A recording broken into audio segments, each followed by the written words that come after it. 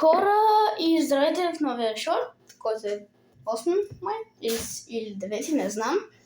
Сега ще ранкваме морски животни. Октопода 4. Следващото е медуза 7. Пупърфиш 8. Това 5. Делфин 2. Акула 3.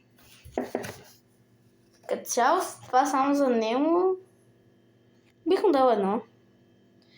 Кит 6. Ракът изкрида. Така ги наредих. Честно казано, бих разменил пъпърфиша на 10. Защото мисля, че може да ме по-гадни, ама не знае. Бих ги разменил, всъщност с каритата. Не знам. Те ги наредих. Абонирайте за канала, оставете един лайк на шортовете и чао!